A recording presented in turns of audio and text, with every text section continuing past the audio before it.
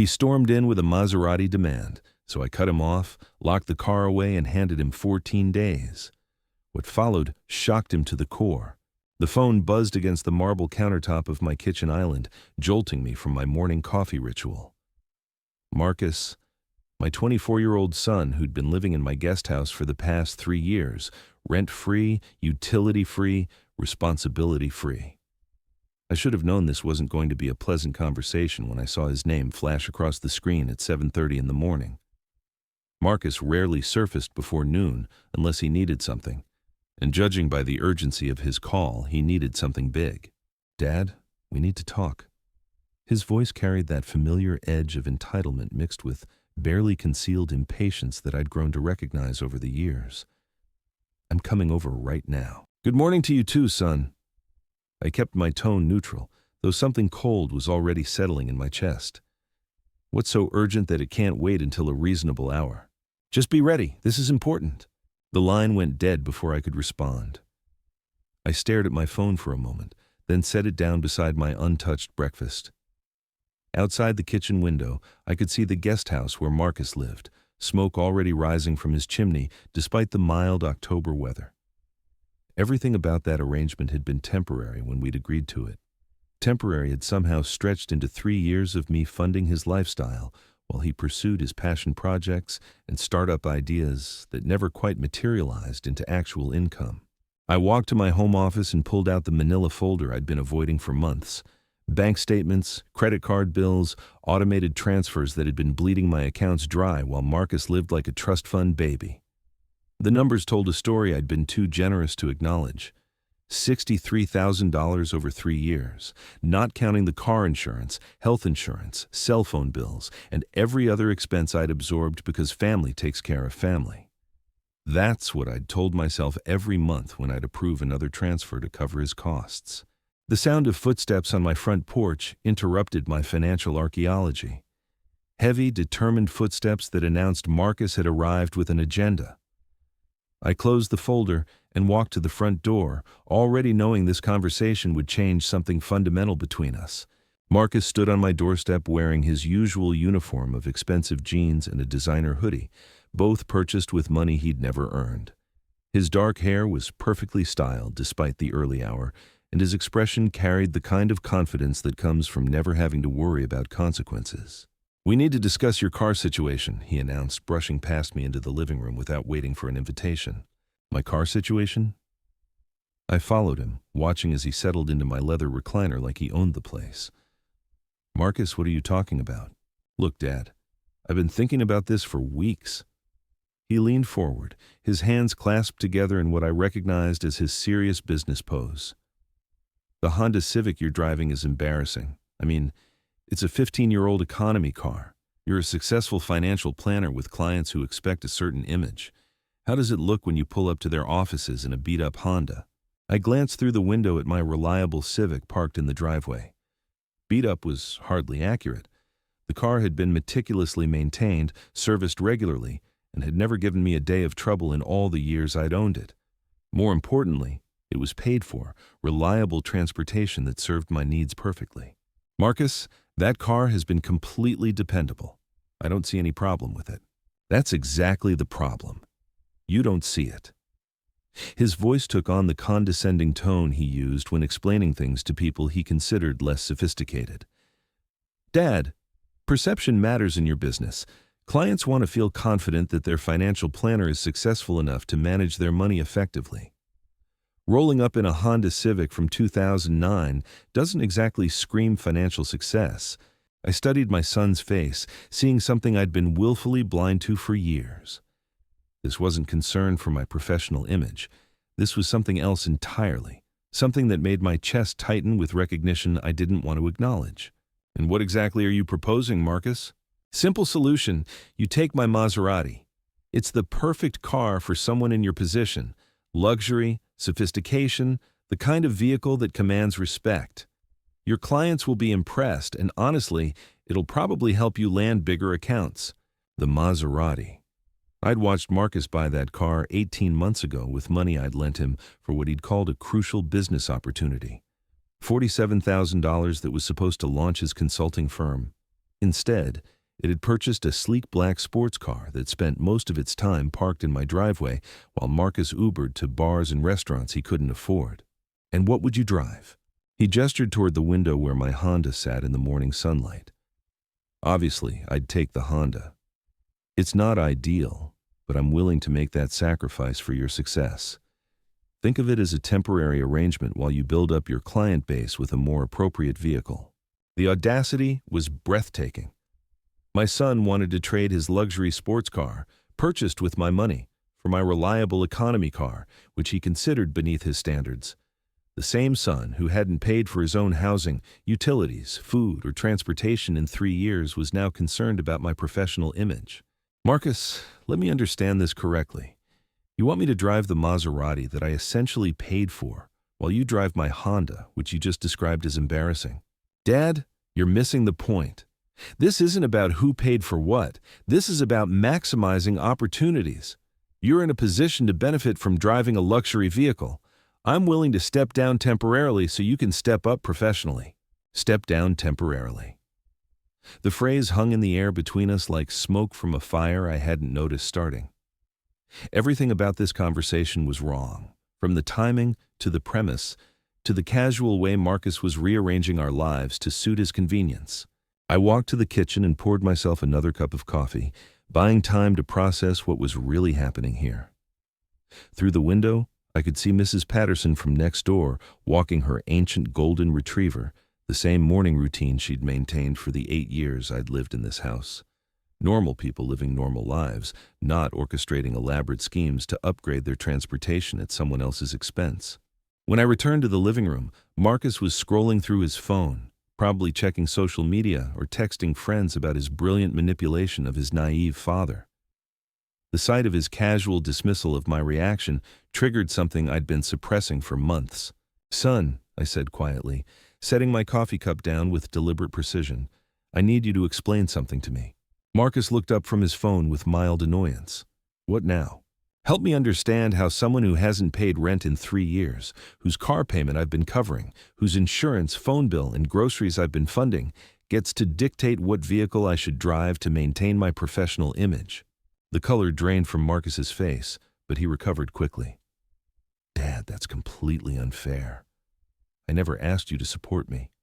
You offered, and I've been grateful for everything you've done. This car swap isn't about taking advantage of your generosity. It's about helping you succeed. You never asked me to support you?" I kept my voice level, though heat was building in my chest. "Marcus, 3 months ago you called me crying because your account was overdrawn and you couldn't make your car payment. 6 months before that, it was an emergency dental bill you couldn't afford. Last Christmas, you needed money for gifts because your consulting business was slow. Each time you asked, and each time I provided. Those were temporary situations, different circumstances. Temporary situations that have been occurring monthly for 3 years." I walked to my desk and retrieved the manila folder, setting it on the coffee table between us. "Do you want to see the bank statements, the credit card bills, the automatic transfers that have been keeping you afloat while you lecture me about professional image?" Marcus stared at the folder like it contained evidence of a crime he'd thought he'd gotten away with, which, in a sense, it did. "Dad, I don't know why you're making this so complicated. I'm trying to help you." "Help me?" I opened the folder and pulled out the top bank statement, the one showing a transfer of $850 to Marcus's account just 2 weeks ago. "Help me understand how someone who needed $850 for rent money last month is now qualified to advise me on career strategy and vehicle selection." The silence stretched between us like a bridge neither of us wanted to cross. Outside, a garbage truck rumbled down the street, the sound of normal Tuesday morning life continuing, while my relationship with my son shifted into something I didn't recognize. "Look," Marcus finally said, his voice losing some of its earlier confidence. "Maybe I haven't been as financially independent as I should be, but that doesn't change the fact that you'd benefit from driving a better car. Your image matters in your business." My image. I leaned back in my chair, studying this young man I'd raised and supported and loved, despite growing evidence that my generosity had created something I didn't like. "Marcus, in my 26 years as a financial planner, I've never lost a client because of the car I drove. You know what I have lost clients over? Advisors who live beyond their means, who make poor financial decisions, who prioritize appearance over substance. That's different. Is it? Because from where I'm sitting, it looks like you're asking me to help you maintain a lifestyle you can't afford while criticizing mine for being too modest. Marcus stood up abruptly, pacing to the window where he could see both vehicles in question. The morning light caught the sleek lines of his Maserati, a beautiful machine that represented everything wrong with our relationship. Expensive, impressive, and completely unsustainable without my continued financial support. Dad, you're overthinking this. It's just a car swap. Temporary, like you said. Once my business takes off, we can switch back. Once your business takes off. I'd heard variations of that phrase dozens of times over the past 3 years. The consulting firm that needed just one more month to land its first major client. The app development project that required additional funding for marketing. The cryptocurrency investment opportunity that was definitely going to pay off this time. Marcus, I said quietly, tell me about your business. The current status, I mean. Clients, revenue, projected income for the next quarter. He stopped pacing and turned away from the window. Why are you interrogating me about my business? This is about helping you project success to your clients. Because I'm trying to understand how someone whose business generates no measurable income is qualified to give me advice about professional success. I kept my tone conversational, but every word was carefully chosen. Help me see the logic in that. The question hung in the air like a challenge neither of us had expected. 3 years of careful avoidance, polite fiction, and willful blindness had led us to this moment where pretending wasn't possible anymore. Marcus sank back into the recliner, his earlier confidence completely evaporated. His hands fidgeted with his phone, then with the zipper of his expensive hoodie, anywhere but making eye contact with me. It's been slow, he admitted finally. The consulting market is really competitive right now, but I've got several prospects in the pipeline, and I'm confident that things will turn around soon. Several prospects in the pipeline. The same prospects he'd been discussing for 18 months. I'd heard about these mysterious potential clients so often they'd become like family friends I'd never met. Marcus, I need you to be completely honest with me. When was the last time you had actual paid work? Not prospects, not potential opportunities. Actual income from your consulting business. The silence that followed told me everything I needed to know. My son, who'd been living on my dime for 3 years while criticizing my choice of transportation, hadn't generated a single dollar of legitimate business income in longer than either of us wanted to acknowledge. That's what I thought, I said softly. And now you want to trade cars because my Honda damages your image while you drive it to job interviews you're not getting. Dad, that's not fair. What's not fair, Marcus, is 3 years of me funding your lifestyle while you develop opinions about how I should live mine. I stood up and walked to the window, looking out at both vehicles. My reliable Honda that had never let me down, and his flashy Maserati that represented every poor decision I'd enabled over the past 3 years. The morning sun reflected off both windshields, but only one of those cars belonged to someone who'd actually earned it. So here's what's going to happen, I said, turning back to face my son. You're going to keep your Maserati, and I'm going to keep my Honda. But more importantly, you're going to start paying your own car payment, insurance, and every other expense related to that vehicle. Marcus's face went white. Dad, you can't just cut me off like that. I need time to get established. You've had 3 years to get established. How much more time do you need? But the real surprise was just beginning. Because what Marcus didn't know was that I'd been planning something for weeks. Something that would teach him exactly what it meant to earn the things you wanted instead of demanding them from people who'd already given too much. The car situation was about to become very different indeed. But first, I had a phone call to make. I walked to my office and closed the door, leaving Marcus sitting in stunned silence in the living room. My hands were steadier than they'd been in months as I scrolled through my contacts and found the number I needed. David Chen, my insurance agent for the past 15 years, a man who understood complicated family dynamics because he'd navigated plenty of his own. David answered on the second ring. Robert, good to hear from you. What can I do for you today? I need to make some changes to my auto insurance policy. Specifically, I need to remove a vehicle and add a driver restriction.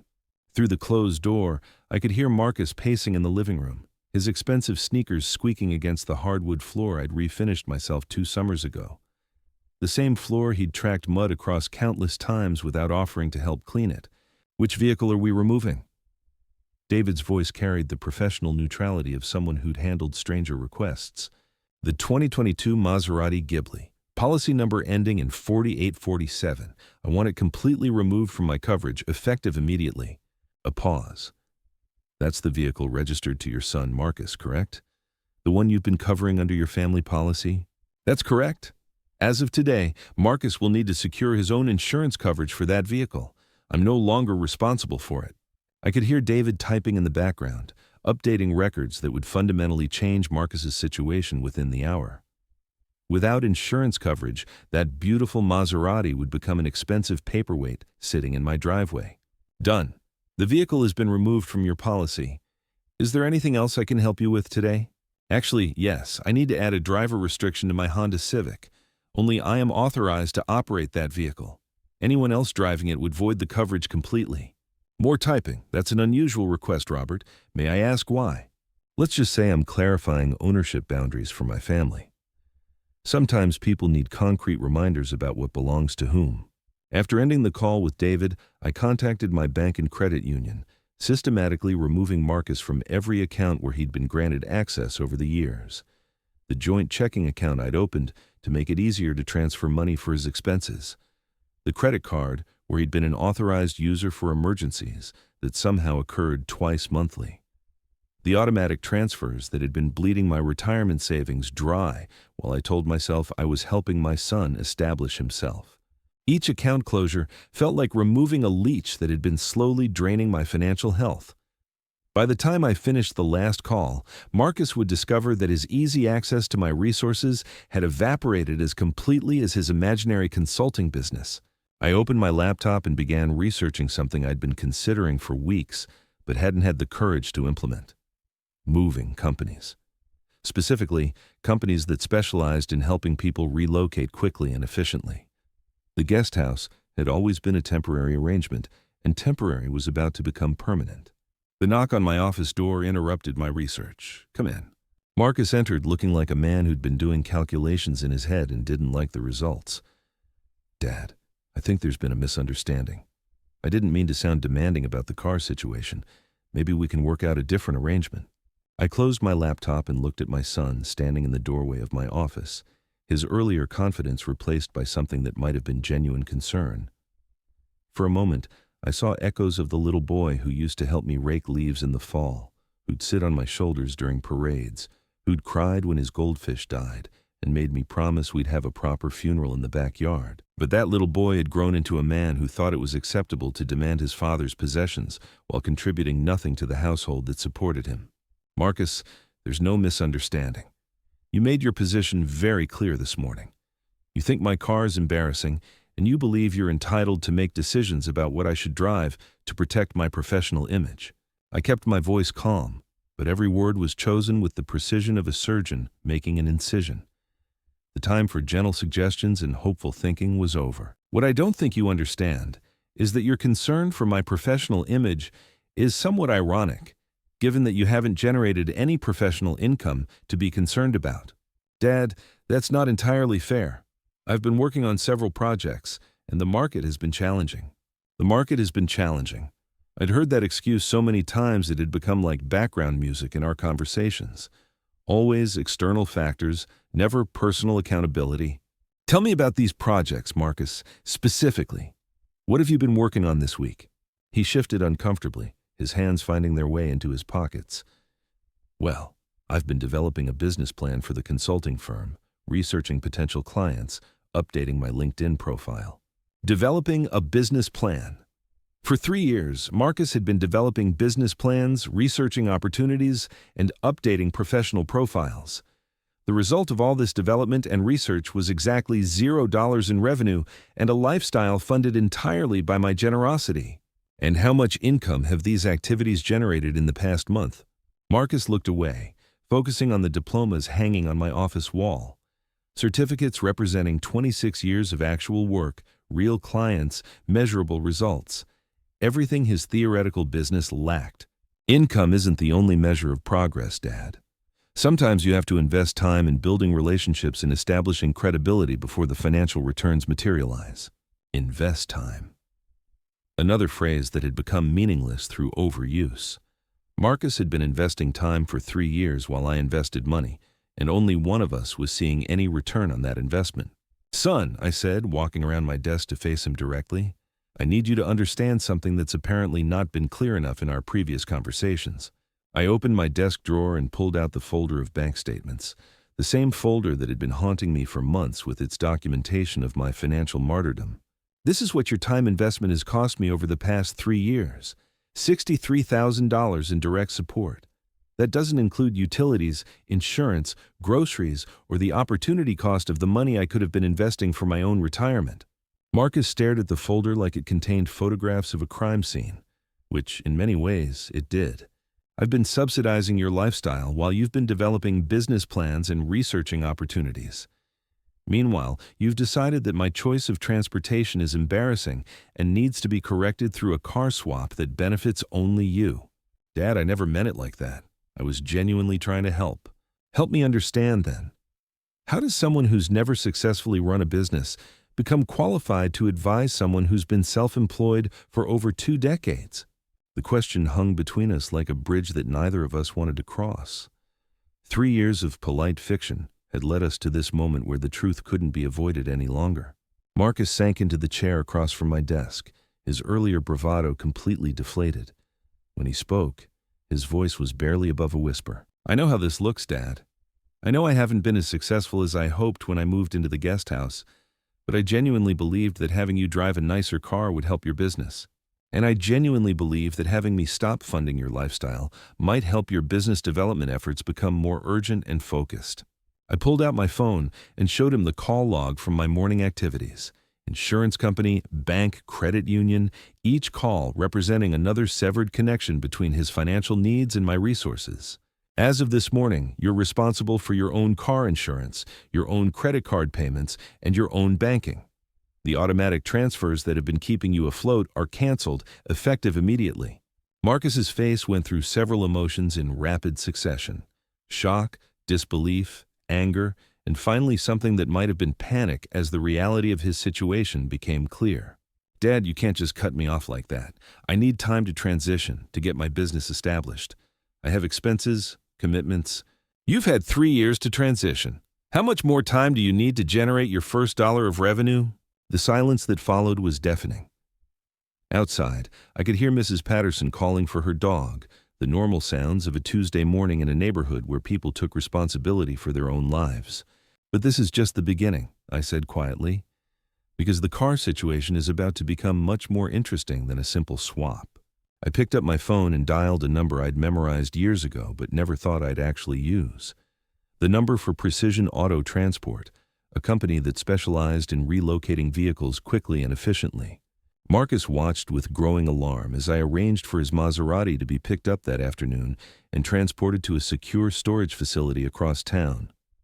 A facility where it would remain until he could prove he had the insurance, registration, and financial means to maintain it independently. What are you doing? His voice cracked slightly, the first genuine emotion he'd shown all morning. I'm teaching you the difference between ownership and entitlement, son. You seem to think that because I paid for that car, you're entitled to keep it indefinitely while making demands about mine. But it's my car. I drive it every day. Is it? I pulled up the registration documents on my computer, documents that told a very different story about ownership and financial responsibility. According to these legal papers, the car is registered to me, insured by me, and purchased with my money. You've been driving it, but driving something and owning something are very different concepts.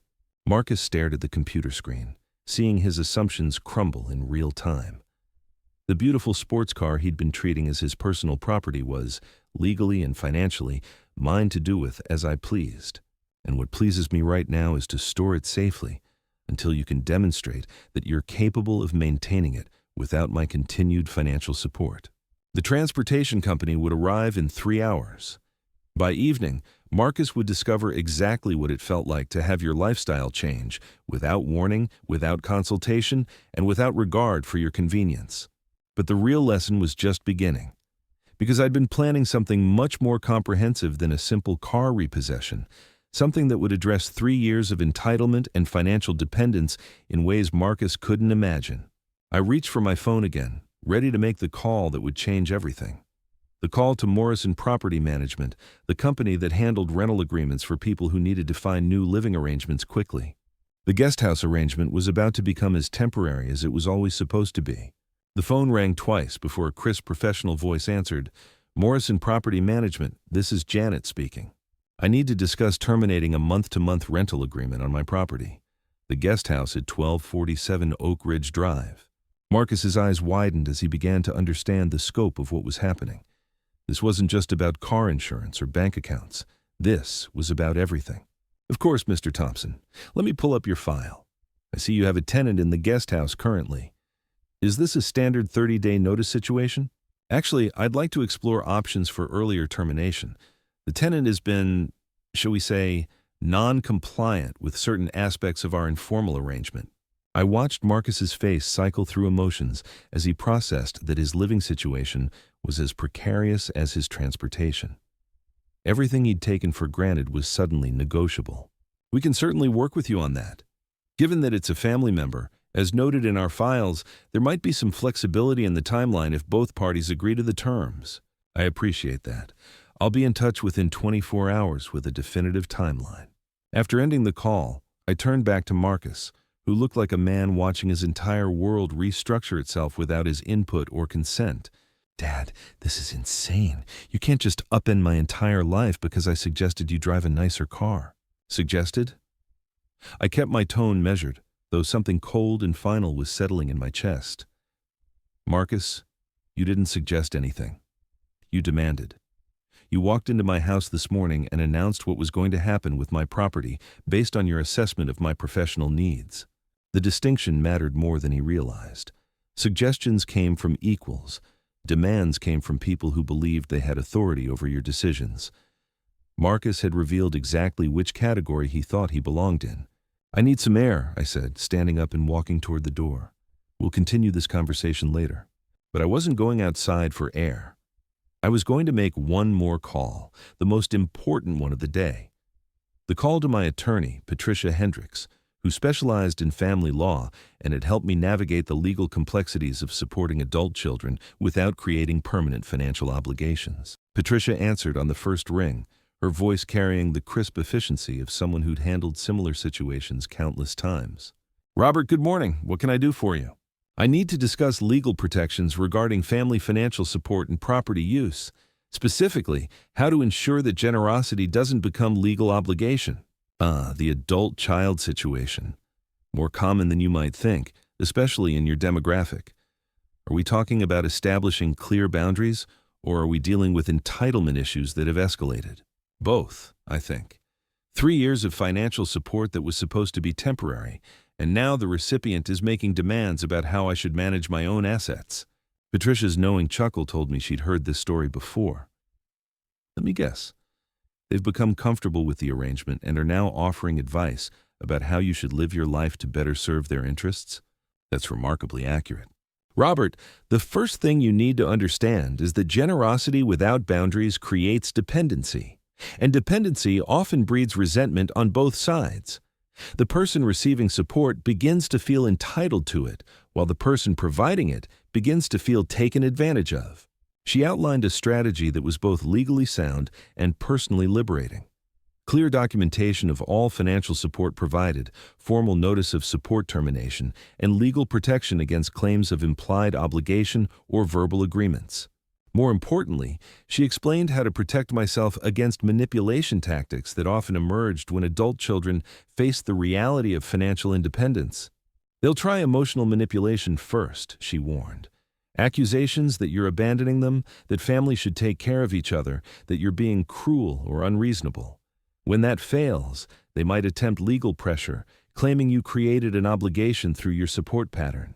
And if that doesn't work?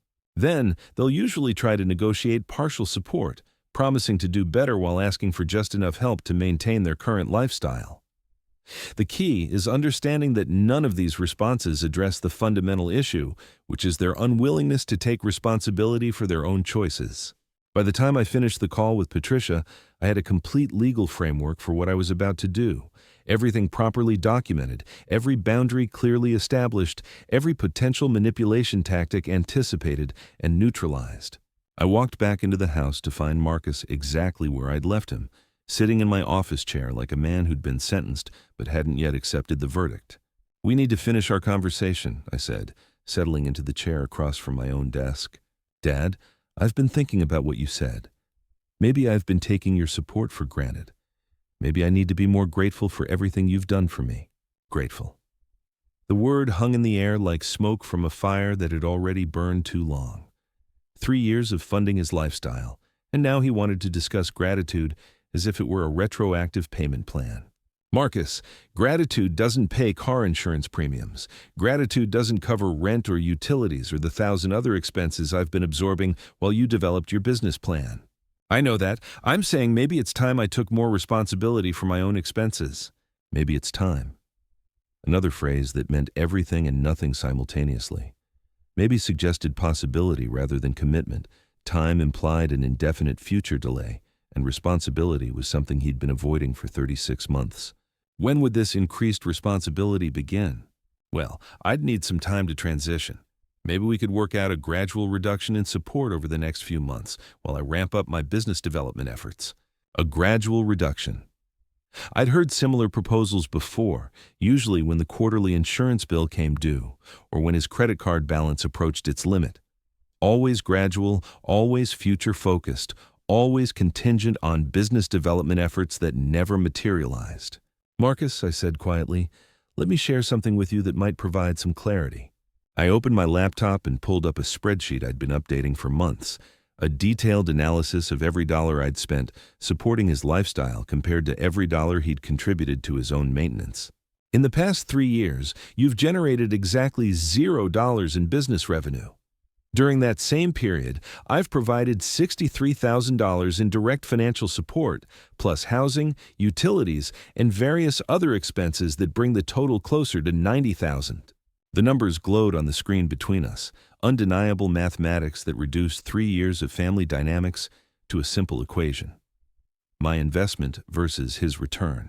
Now you're proposing a gradual transition that would allow you to continue accessing my resources while promising future responsibility that may or may not materialize based on business development efforts that have been unsuccessful for 36 consecutive months."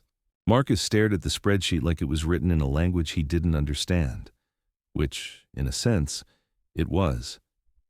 The language of accountability was foreign to someone who'd been living consequence-free for 3 years. When you put it like that, it sounds worse than it really is. Does it? Because from where I'm sitting, it looks like a textbook case of financial dependency disguised as temporary assistance. I closed the laptop and leaned back in my chair, studying this man I'd raised and supported and enabled until he'd become someone I barely recognized. "Here's what's going to happen, Marcus. The Maserati will be in storage by evening. The guest house lease will be terminated with appropriate notice. All financial support ends immediately. You have 30 days to make alternative arrangements for housing, transportation, and every other aspect of your lifestyle that I've been subsidizing." The color drained from his face as the full scope of his new reality became clear. This wasn't a negotiation or a gradual transition. This was a complete severing of the financial umbilical cord that had been sustaining him.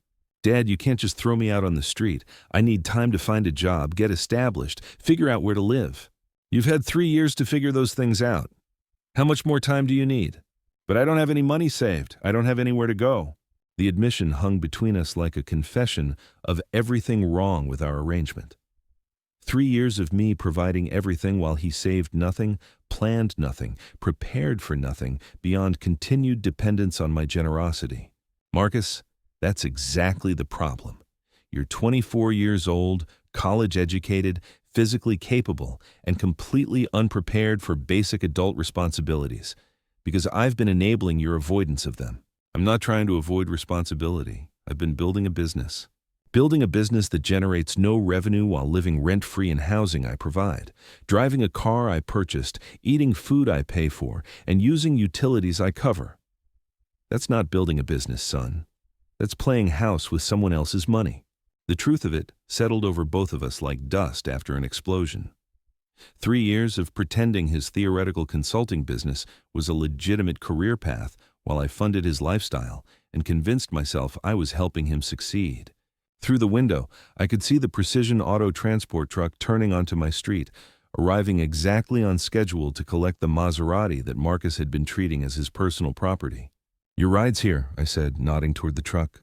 Marcus rushed to the window, watching as 2 uniformed professionals began preparing to load his beautiful sports car onto the transport trailer. "Dad, please, we can work this out. I'll get a job, I'll pay you back, I'll do whatever you want. Just don't take everything away at once." "Everything I'm taking away belongs to me, Marcus. The car I purchased, the insurance I pay, the housing I own, the utilities I cover. I'm not taking your possessions. I'm reclaiming mine." The distinction was crucial, though I could see he didn't understand it yet. In his mind, 3 years of using my resources had somehow transformed them into his entitlements. The shock he was experiencing came from discovering that generosity and ownership were very different concepts. The transport driver knocked on my front door, clipboard in hand and professional efficiency radiating from every gesture. "Mr. Thompson, we're here for the 2022 Maserati Ghibli. Do you have the keys and registration documents?" I handed him both, noting how Marcus watched the exchange like a man witnessing his own funeral. The keys he'd carried for 18 months now transferred to a stranger who would drive his beautiful car up a ramp and away from his life. "The car will be in secure storage at our Riverside facility," the driver explained.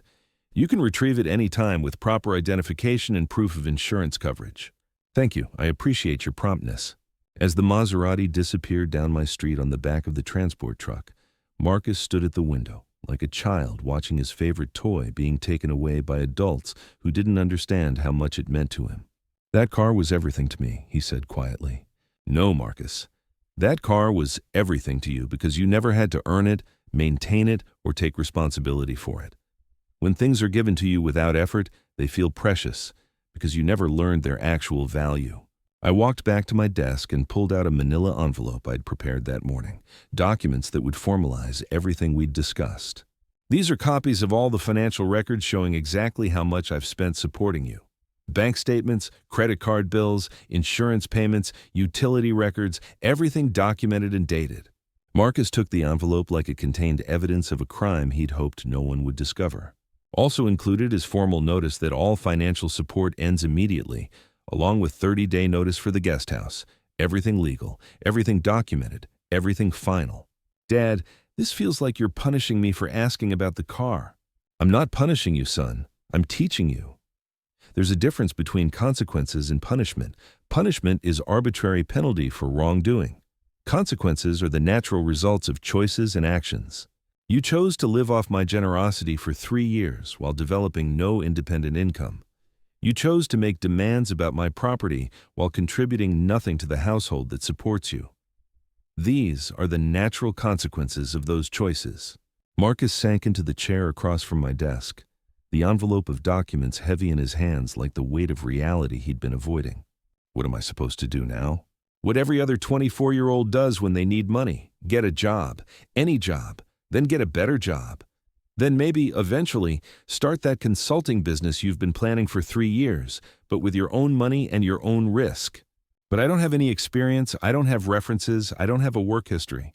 "Marcus, you have a college degree and 3 years of time you could have been building exactly those things. Instead, you chose to live in a fantasy where business plans and LinkedIn profiles were substitutes for actual work." The doorbell rang, interrupting our conversation. Through the window, I could see a young woman in a Morrison property management uniform, carrying a folder and wearing the professional expression of someone who handled family housing transitions regularly. That would be Janet from the property management company, here to discuss the guest house situation and help you understand your timeline for alternative arrangements. Marcus looked at me with something that might have been hope. "Dad, before you go through with this, can I ask you one question?" "Of course." "If I got a job tomorrow, if I started paying my own expenses, if I proved I could be responsible, would you consider letting me stay in the guest house and work out some kind of payment plan for what I owe you?" The question revealed everything about how little he understood the situation. He was still thinking in terms of negotiation, still believing that the right combination of promises and proposals could restore the comfortable arrangement he'd been exploiting.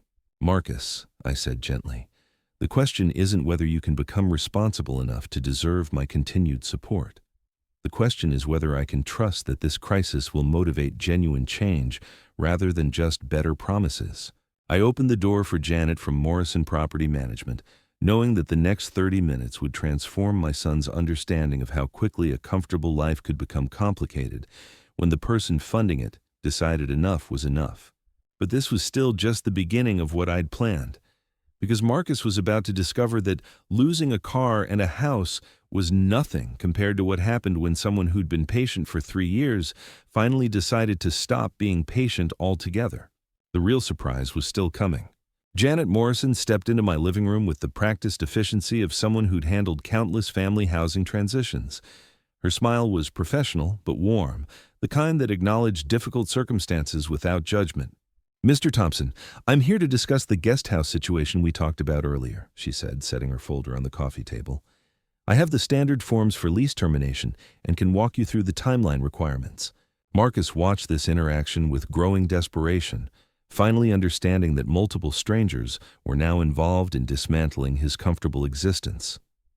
The woman from the property management company wasn't here for consultation. She was here for implementation. "Given the family relationship," Janet continued, "we can offer some flexibility in the standard 30-day notice period if both parties agree to expedited terms. Sometimes a shorter transition works better for everyone involved." I glanced at Marcus, who looked like a man watching his parachute fail to deploy. "What would expedited terms look like?" 14 days is our minimum for occupied residential properties. That provides adequate time for alternative housing arrangements while minimizing the financial impact on all parties."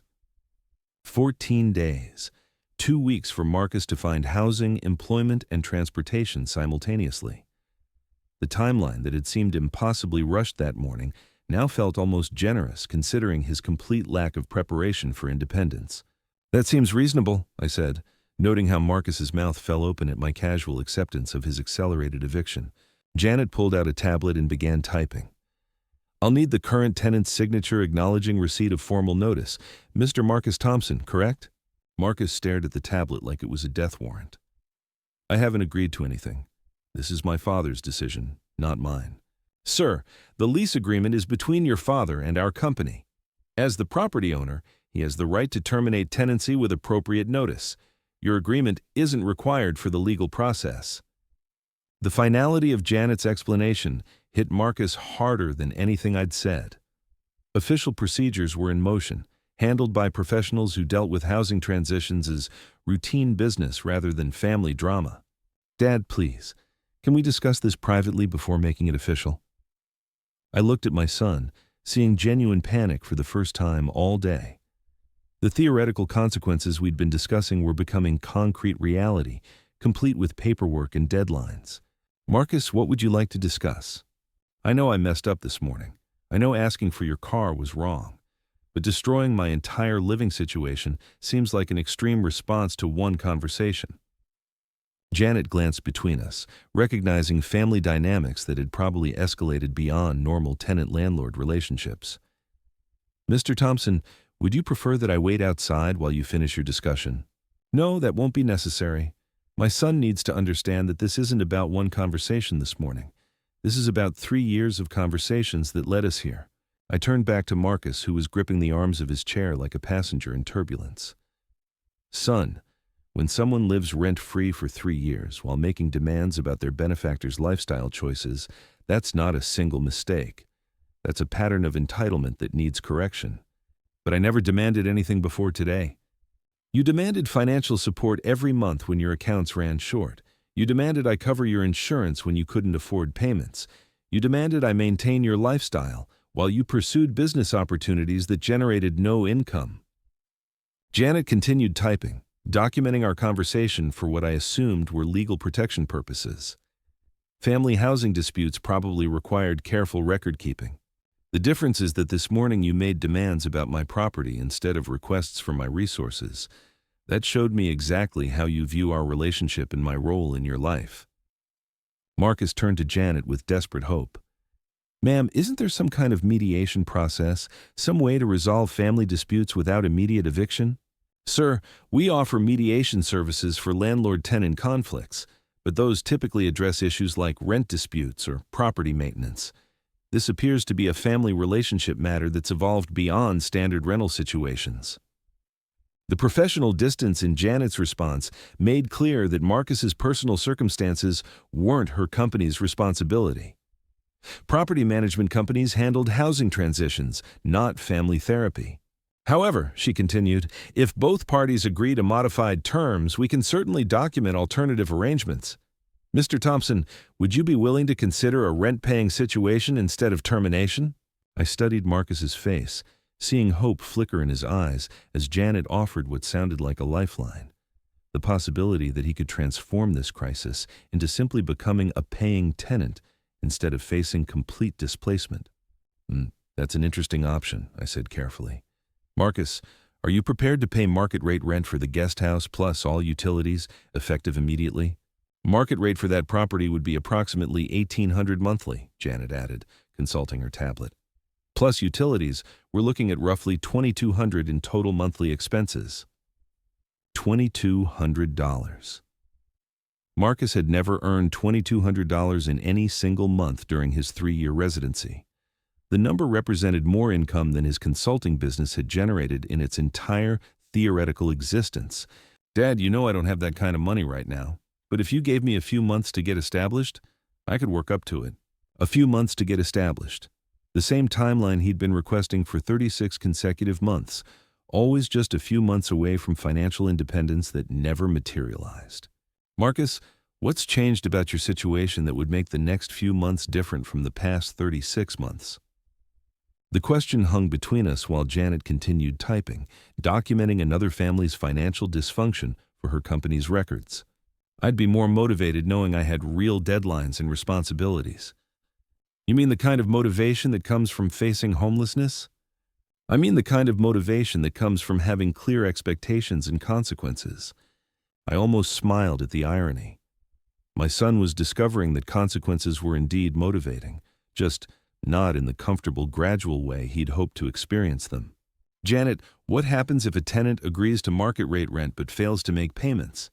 Standard eviction procedures would apply. Typically 5 days notice for non-payment, then formal eviction proceedings if payment isn't received. 5 days. The timeline for rent default was even shorter than the 14 days we'd been discussing for voluntary termination. Marcus would be trading his current crisis for an even more precarious situation. So if Marcus agreed to pay $2,200 monthly rent starting next month and then couldn't make the payment, he'd have 5 days to come up with the money or face immediate eviction. That's correct. And eviction proceedings create legal records that can make future housing arrangements significantly more difficult. I watched Marcus process this information, seeing him realize that agreeing to pay rent he couldn't afford would actually worsen his situation rather than improve it. Maybe the 14-day termination option is more appropriate, I said quietly. It gives Marcus time to find housing he can actually afford rather than setting him up for failure with obligations he can't meet. Marcus looked between Janet and me like a defendant watching a judge and jury decide his fate. The mathematical reality was undeniable. He couldn't afford to stay, even if I allowed it. I understand, he said finally, his voice barely above a whisper. I'll sign whatever you need me to sign.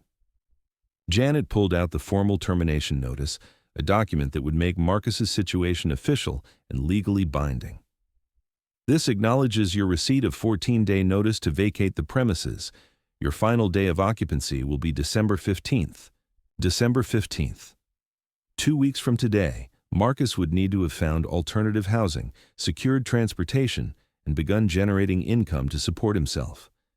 The timeline that had seemed impossible that morning now felt like the natural consequence of 3 years of poor decisions. He signed his name with shaking hands, each letter sealing his transition from dependent to independent adult. Janet provided copies of everything, explaining his rights as a tenant and resources available for people facing housing transitions. After Janet left, Marcus and I sat in silence for several minutes. The professional efficiency of the property management visit had transformed our family conflict into a legal matter with deadlines and documentation. Dad, I need you to know that I understand why you're doing this. I looked at my son, searching for signs of genuine comprehension rather than manipulation disguised as acceptance. I've been taking advantage of your generosity for 3 years. I've been living like someone who earned this lifestyle instead of someone who was given it. And this morning, I crossed a line by making demands instead of expressing gratitude. The words sounded sincere, but I'd heard similar speeches before, usually when his quarterly insurance bill came due or when his credit card approached its limit. What are you going to do now, Marcus? I'm going to get a job. Any job. Tomorrow morning I'll start applying everywhere until someone hires me. Then I'll find a place I can afford and start building the kind of life I should have been building all along. And your consulting business? Maybe someday. But first I need to learn how to support myself with actual work that pays actual money. The consulting business was a fantasy I used to avoid facing reality. For the first time all day, Marcus sounded like an adult acknowledging adult responsibilities. The crisis that had begun with his car demand was forcing him to confront 3 years of avoidance and self-deception. I'm proud of you for saying that, son. Are you proud enough to maybe extend the timeline a little? Give me 30 days instead of 14? There it was. The negotiation attempt I'd been expecting, wrapped in apparent maturity and self-awareness. Marcus was learning to say the right words, but he was still trying to manipulate outcomes in his favor. Marcus, the timeline stands. 14 days gives you enough time to make necessary arrangements without giving you enough time to procrastinate or hope for rescue. But Dad, 2 weeks isn't enough time to find a job and an apartment and get everything sorted out. 2 weeks is plenty of time for someone who's genuinely motivated. You'll be amazed how quickly you can accomplish things when failure isn't an option. I stood up and walked to my desk, pulling out a business card I'd been saving for exactly this conversation. This is the employment agency I used when I was starting my financial planning practice 26 years ago. They specialize in placing people quickly, even those without extensive work history. Marcus took the card like it was a lifeline thrown to someone drowning in his own poor choices. They open at 8 tomorrow morning. I suggest you be there when they unlock the door. I will be, I promise. Promises. Another word that had lost meaning through overuse in our relationship. Marcus had promised to find work hundreds of times over the past 3 years, always with the same earnest sincerity he was displaying now. Son, I don't need your promises anymore. I need your actions. Show me you can support yourself for 6 months, and we can discuss rebuilding our relationship on more equal terms. 6 months? 6 months of steady employment, independent housing, and financial responsibility. No assistance from me, no emergency loans, no crisis interventions. Prove you can be an adult, and we can figure out what kind of relationship we want to have going forward. The timeline represented more than practical goals. It was a test of whether the man sitting across from me was capable of genuine change or merely skilled at temporary compliance when circumstances demanded it. And if I can't do it, if I fail, then you'll learn what failure actually costs when someone isn't there to absorb the consequences for you. The honesty of my answer seemed to hit Marcus harder than anything else I'd said. For 3 years, I'd been his safety net, catching him every time his poor choices led to falling. Now, he was facing the possibility of hitting the ground for the first time in his adult life. I won't fail, Dad. I can't fail. Good. That's the kind of motivation that leads to actual results. I walked him to the door, noting how different he looked from the confident young man who'd arrived that morning demanding my car. The crisis had stripped away his casual entitlement, revealing someone who was finally beginning to understand the relationship between choices and consequences. Marcus, I want you to know that everything I'm doing comes from love, not anger. It doesn't feel like love right now. Real love sometimes requires allowing people to experience the natural results of their decisions. Protecting you from consequences wasn't helping you grow. It was keeping you dependent. He nodded, though I could see he didn't fully understand yet. Understanding would come over the next 2 weeks as he navigated job interviews, apartment searches, and budget calculations without my financial cushion beneath him. I'll call you in a few days to see how things are going.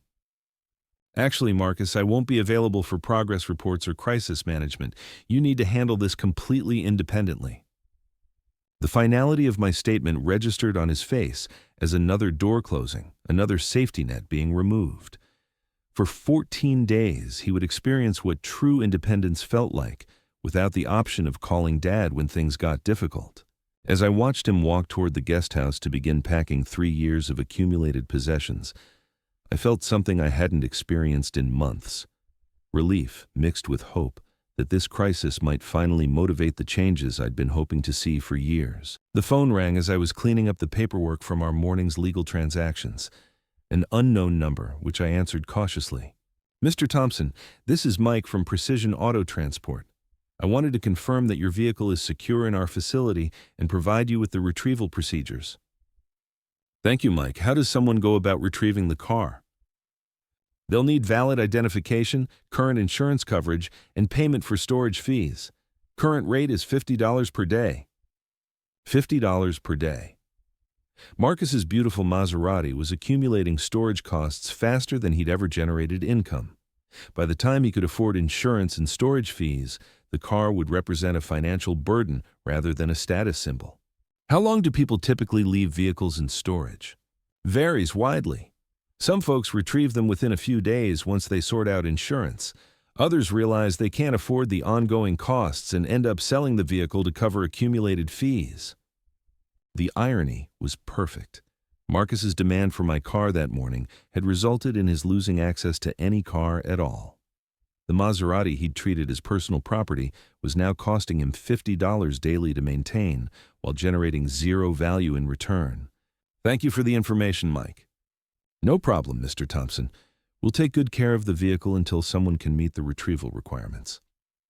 After hanging up, I sat in my quiet house, surrounded by the evidence of a day that had changed everything between Marcus and me. The manila folder of bank statements that had started this conversation, the legal documents formalizing his eviction, the business card for the employment agency that might help him find his first real job. 3 years of enabling had ended with one morning's worth of consequences. Marcus was facing the reality that most 24-year-olds navigated successfully every day, the challenge of supporting himself through his own efforts rather than someone else's generosity. My phone buzzed with a text message from an unknown number. "Dad, this is Marcus from Sarah's phone. I know you said no contact, but I wanted you to know I spent the afternoon applying for jobs and looking at apartments. I found a place I can afford if I get hired at the warehouse job I interviewed for today. Thank you for finally helping me grow up." I stared at the message for a long time before deleting it without response. Marcus was learning that independence meant handling challenges without seeking approval or support from the people who used to solve problems for him. Outside, the December evening was settling over my neighborhood with the peaceful quiet of people living within their means and taking responsibility for their own choices. Mrs. Patterson's porch light came on as she prepared for another normal evening in a life built on decades of personal accountability. Tomorrow, Marcus would wake up in the guest house for one of his final mornings there, facing job applications and apartment searches with the urgency that only genuine consequences could provide. He would discover whether 3 years of business development had actually prepared him for the working world, or whether he'd been avoiding reality longer than either of us had admitted. The car swap he'd demanded that morning had taught him the difference between ownership and entitlement, between making requests and making demands, between being family and being a dependent. Most importantly, it had shown him that generosity wasn't unlimited, and that even patient people eventually reach their limits. As I turned off the lights and prepared for bed, I felt something I hadn't experienced since Maria died 8 years ago. Pride in a difficult decision made for the right reasons. Love expressed through boundaries rather than enablement. Hope that my son might finally become the man I'd always believed he could be, once he stopped depending on me to prevent him from failing. The morning would bring new challenges for both of us. Marcus would begin his first day as a truly independent adult, while I would start learning how to be a father who supported through expectations rather than excuses. The car situation had become about much more than transportation. It had become about the kind of people we chose to be when comfort was no longer guaranteed. For the first time in 3 years, I fell asleep, knowing that both Marcus and I would wake up tomorrow with the opportunity to become better versions of ourselves. The difference was that Now he would have to earn that opportunity instead of having it handed to him. The real education was just beginning.